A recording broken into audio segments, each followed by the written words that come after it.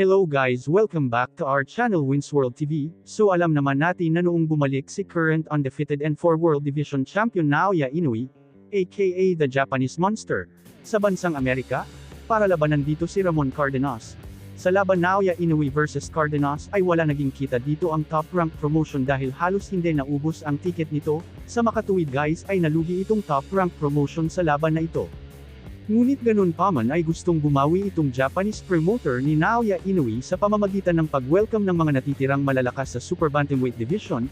Sa madaling salita ay formal na itong tinatanggap ang posibilidad na matutuloy na ang labanan Naoya Inoue versus John Riel Casimero.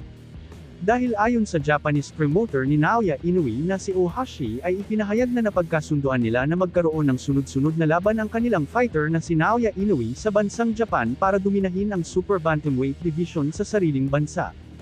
Idinagdag din ni Ohashi na hinihikayat nila ang pinakamalakas na manlalaban sa 122 pound division na maglakbay patungong Japan upang hamunin ang kanilang manlalaban na si Naoya Inoue. Samantala dating WBO champion na si Casimero ay kasama sa nabanggit na makakalaban. Alam naman natin na si John Riel Casimero na lang ang natitirang elite fighter sa nasabing division ngunit ganun pa man ay talagang lalaban yan si John Riel Casimero at all cost, dahil gustong-gusto na niya itong labanan si Inoue para magkaalamanan na kung sino ang tunay na hari sa Super Bantamweight Division. Right on that smoke. That hook is tremendous.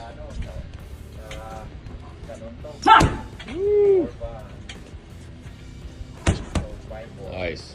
Touching him. Touch. Boom, boom, boom. Woo!